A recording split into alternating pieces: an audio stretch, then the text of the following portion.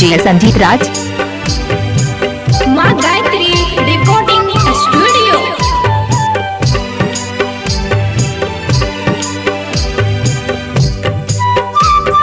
DJ Sanjeet Raj एखन अपने सब सुन रहा छी सिंगर धर्मेंद्र निर्मलिया के सुंदर सन दर्द भरल गीत।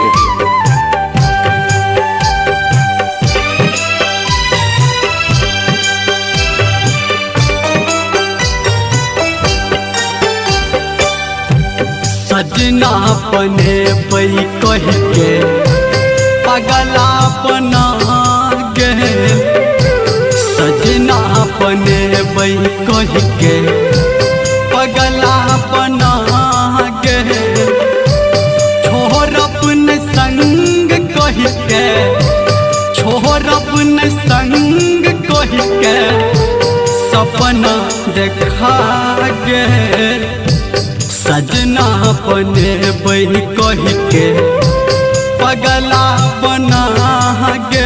डीजे संजीत राज सजना पने बही कह के डीजे संजीत लम्हा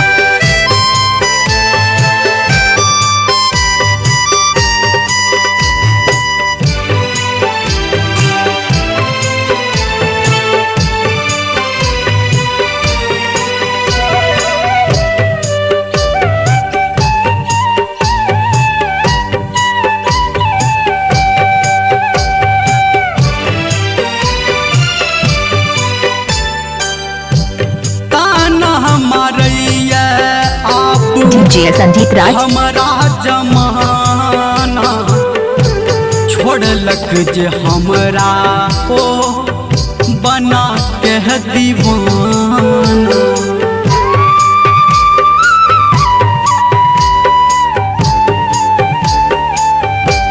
डीजे संजीत लम्हा ताना हमारे आप हमारा जमाना छोड़लक जे हमरा ओ बना के दीवाना।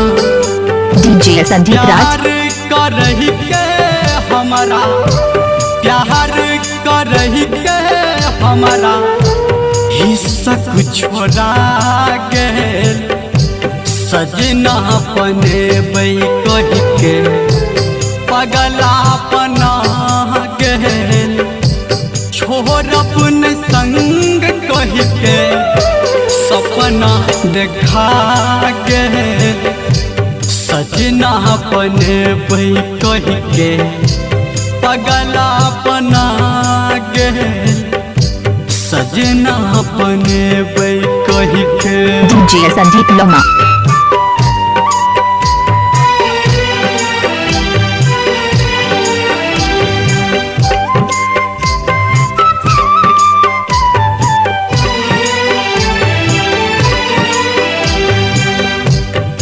डीजे संजीत लम्हा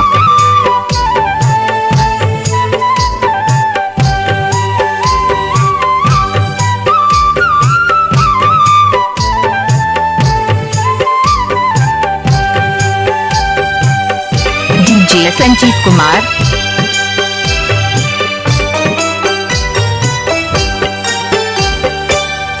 जीवै छी अखन हम भके अकेला, प्रीत में हमर पगली खेल गेल जे खेला।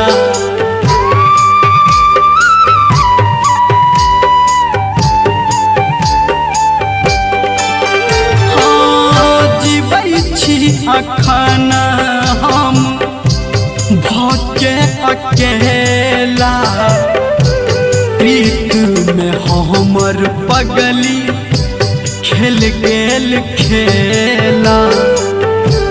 दिल के लगेलौं हम, दिल के लगेलौं हम, डीजे संजीत लम्हा सजा भेल, सजना पने बई कह के पगला बना गे, छोर अपन संग कह के सपना सपना देखा गे सजना अपने बई